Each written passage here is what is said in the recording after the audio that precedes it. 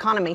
But I think what motivates Trump's base, and we need Trump's base in order to have that red wave, is immigration, not the economy. Even though the economy is doing good, and we're touting, as Republicans, we tout the economy.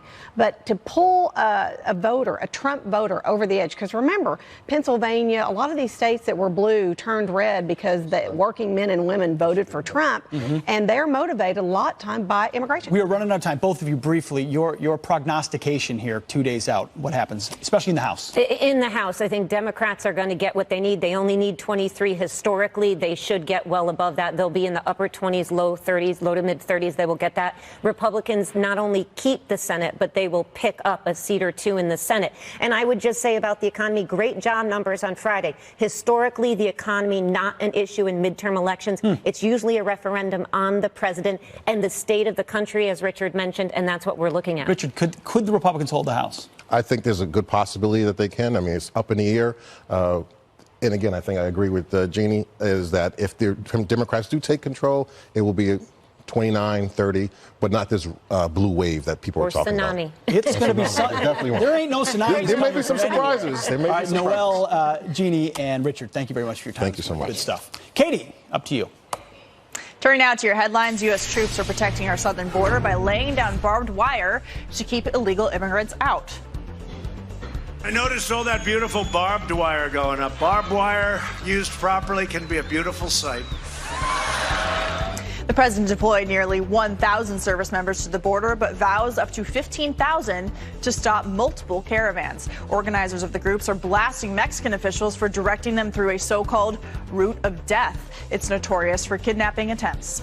And Georgia Democrats are under investigation for possible cyber crimes. Republican gubernatorial candidate and Georgia Secretary of State Brian Kemp says his office is looking into a failed hacking attempt on the state's voter registration system. Kemp says the system is secure and no personal data was compromised. He's running a tight race against Democrat Stacey Abrams.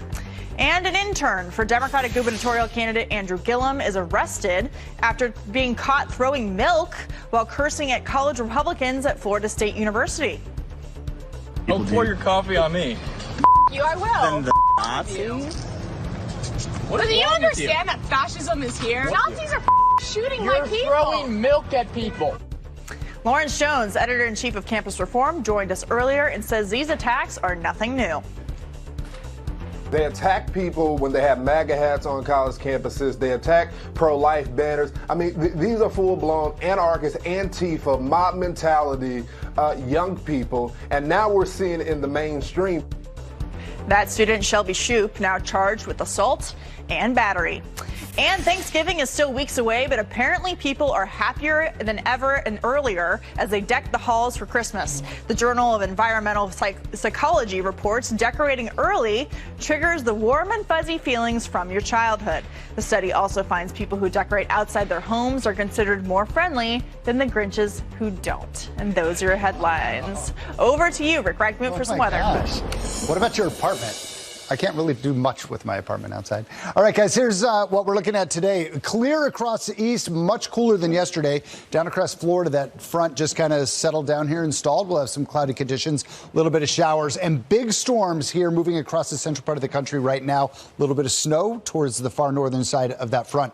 Tomorrow, want to tell you, big severe weather threat right here, this bullseye. Central Mississippi River Valley, parts of the Tennessee Valley. Monday night into Tuesday, we could be looking at some overnight tornadoes. Those are particularly dangerous often and deadly.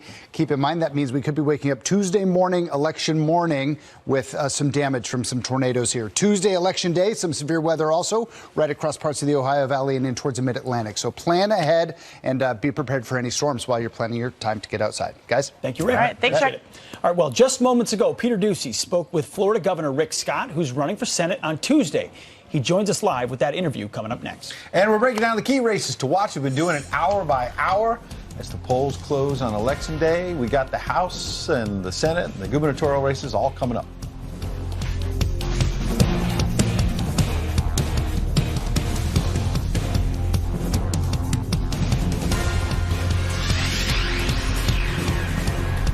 To celebrate